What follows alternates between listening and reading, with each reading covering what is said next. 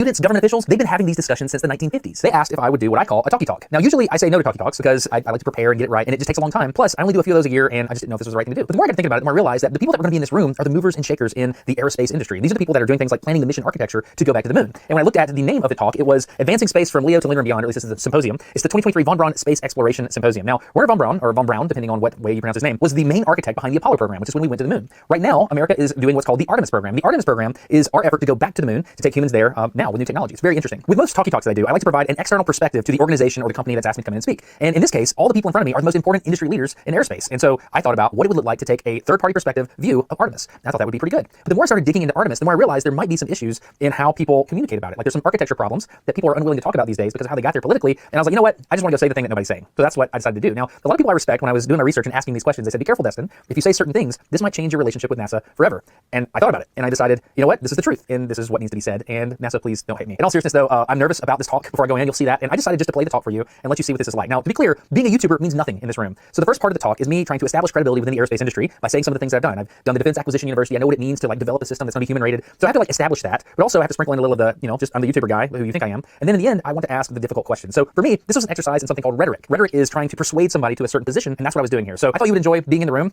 This is me in a room I usually wouldn't get to be in, and I thought you might like to peek in on this and see what I had to say. And I would love to know what your thoughts are with my points about Artemis. So that's it. We'll see how it works. I almost forgot. At some point, I'm going to show you this year's sticker design for Patreon. If you're interested in that, I think it's really cool. So I'll show you that here in a bit. Anyway, on with the talk. We now get to our closing keynote for the day. We are really honored and pleased to have this speaker with us. So he's no stranger to talking to large audiences. Destin Sandlin is a husband, father, and aerospace engineer known for his educational video series, Smarter Every Day. He's also a current UAH student. So Destin, I turn it over to you for your talk. Thanks. Hello. I'm seeing people I know. That's always good. So my name's Destin, and when you leave here, what I'm hoping is that you'll look at the mission differently. In a world of talkers, you'll be a thinker and a doer and ask the hard questions. And I've kind of, let's just do this. Who is this dude? All right. So it's a thing we do in Alabama. I know you guys from all over the place. So here in Alabama, we like to just, can you hear me? Is this good? Okay. Here in Alabama, we're just kind of low-key rednecks. You know that about us by now, right? So I'm just going to go through who I am. So I grew up across the river, and just a redneck kid. That's me and my big dog Thunder. My dad's over there. Dad, you can come up here and sit down if you want. You're okay? Yeah, Dad's here. So Dad's awesome. Yeah. And so I grew up just a normal kid, and my grandfather, my dad's dad, worked at this little outfit called the Army Ballistic Missile Agency. Have you ever heard of it? Yeah, you heard of it? Yeah, it's pretty good. So his name was Pryor Wilson Sandlin. Why do people always laugh when I show this slide? Every time I show my grandfather, they're like, ha ha ha. I was like, I don't understand. This is how I grew up. It's a culture thing, I guess. But my grandfather, the same guy that taught me how to shoot a squirrel out of a tree, the guy that taught me all kinds of stuff. I mean, he taught me about science, and he would take me outside, and he would show me stuff. And I remember, Granddaddy didn't, I don't know if you remember this, Dad, but Granddaddy didn't tell me he loved me. He didn't say that. He said, boy, I love you to the comet belt.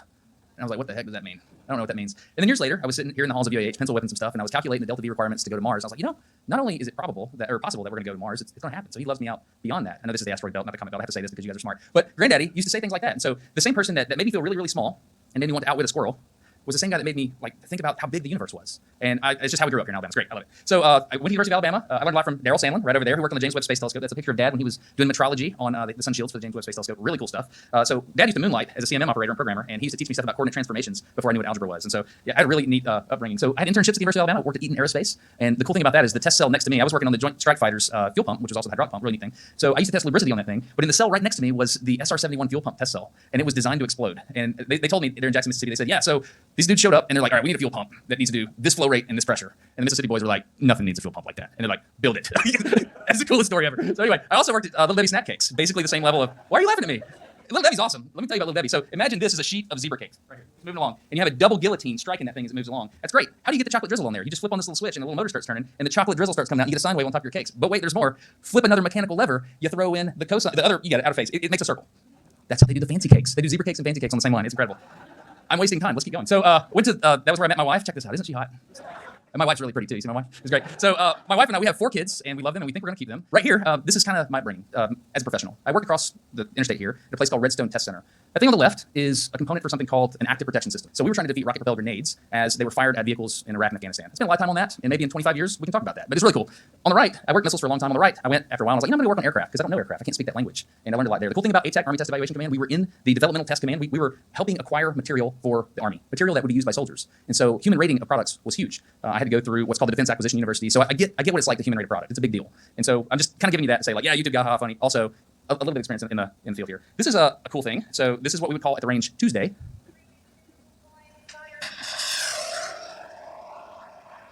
So a lot of people know we test javelin here. And I remember a very specific moment. We had just blown up a Russian tank.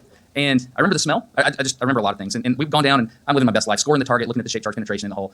And I look at Tracy Williams, who's a Vietnam veteran, who helped develop javelin from when it was called All-Zim, if you know about that. So he helped develop it. He fought in the Vietnam War, and we're driving back up that road right there, Center Line Road, Test Area 1. And I look at Tracy and I said, Tracy, what are we doing? Like, what are we even doing? He's like, what do you mean? I was like, dude, we can destroy a tank. It's unbelievable how good we are at this. We can blow up tanks and throw the turret.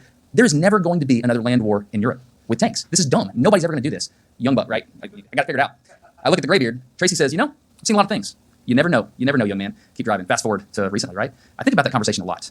I had it figured out.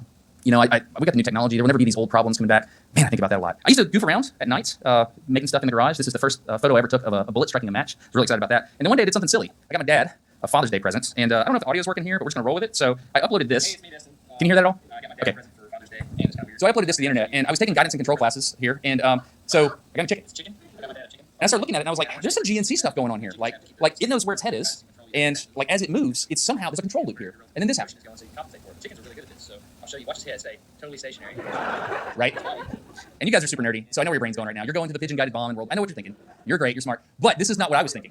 In the moment, I was like, I'm going to upload this to the internet because it's amazing. This is amazing because like there's clearly a closed-loop control system here that appears to be optically coupled to this chicken. And I'm back driving its spot. You know why chickens do this, by the way? Do you know this?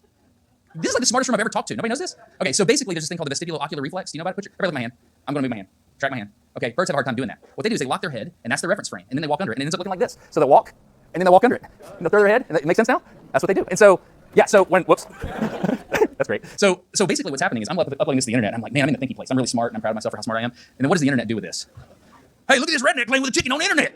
He'll take that thing, he'll move it like this, and that head stays right there. And I'm like, no. I'm smart, I promise. I'm trying to be smart about this. They're like, no, man, that chicken wiggles so weird. And I was like, not like this. But then after that, something happened. I got to thinking about things. This grew into Smarter Every Day, and the reason it grew into Smarter Every Day is my dad made me take a business minor class. Honestly, that's part of it. But one of the things I did is I reevaluated how I looked at how I communicate with people. And basically, I decided, you know what I'm going to do? I'm going to do this. I'm going to take my videos, which I create called Penny Whistle Productions. I'm going to brand it because dad made me take a marketing class. I'm going to call it Smarter Every Day. Okay? I'm going to focus on quality over quantity, and I just basically engineered it. That's all I did. And this happened. This is another thing I did. I said every video I make, I'm going to be deliberate about how I execute the video. I'm going to start the video with incredibly high personality. It's going to be fun. I'm going to tell you about chickens, and you're going to like it because chickens, right? And then slowly I'm going to ramp down the personality over time, and I'll ramp up the topical complexity.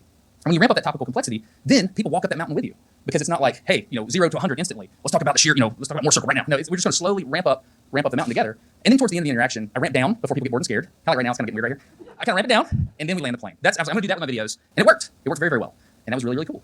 So if only going to the moon were that easy. Let's just get a plan, let's just write it down, let's award some contracts, and let's do it, right? If only your job were that easy. Why is it so difficult to do what you do? So my assumption here is that I'm talking to a room full of policymakers, intelligent people that are going to shape the future of human spaceflight. Is that correct? Somebody talk to me. Engineers, program managers. Yeah, this is the event where you get put on literally your fancy pants and coming out together, right? Yeah, I heard about the ball or whatever you guys did. Yeah, very nice. Yeah. So one of the reasons why things get difficult is politics, right? Politics. I learned this firsthand. You remember where this started, by the way, the chicken thing? Well, somehow it ended up here. Don't know how that happened. Somehow it ended up here. And what I learned in this moment is here in Huntsville, I was like, hey, I'm going to go talk to the president. Hey, John, what do you think I should ask the president? I get 3 questions. What should I ask? John's over there. He's like, I'll tell you what I'd tell him. I'm like, yeah, what is that? He ain't going to take my guns. I was like, John, here's the deal, buddy. This is literally going to happen. I'm literally going to talk to the president. I don't think I'm going to win friends and influence people if I do that. We got to that's not going to work. Politics, you got to communicate, right? So one of the things I did, I'm going to burn this because of time too. One of the things I did is I talked to him about political discourse. And you know what? I'm not burning it. Let's go. We'll see. I decided to ask the first question on how he gets smarter on topics he might not be the expert on. It was an interesting answer because it's clear that he's changed his methods over the course of his presidency. As he was answering this question, it was pretty clear to me that he was in interview mode. His body language was a little rigid. Now keep in mind that at this point, the president still doesn't know what kind of interviewer I'm going to be. For all he knows, I could be hostile. What happened next was a moment I will never forget. I knew before he did that we were both on the same wavelength, and I really wanted to let him know that. After all, I had listened to him already for 10 hours via audiobook. If you watch the president's face, you can see the exact moment that we connect. And that, I think, is pretty consistent with how scientists approach problems generally. No, I actually knew that about you because I listened to your audiobooks. And in Dreams of My Father, it ended with the 2004 Democratic National Convention speech. Right. Did you see it? Let's back it up and watch his body language. He's a little guarded, and then the connection. Isn't that cool? It's the exact moment that this quit being an interview and became a fun, intelligent conversation between two individuals who want the best for each other. It was a really cool moment, and I won't forget it. Okay, so the president went on to explain some really interesting things, and he talked about negative feedback and how we as a society have lost the ability to provide negative feedback to each other. Because why? Yeah, you guys are. So this is the thing. You're scared to even talk right now.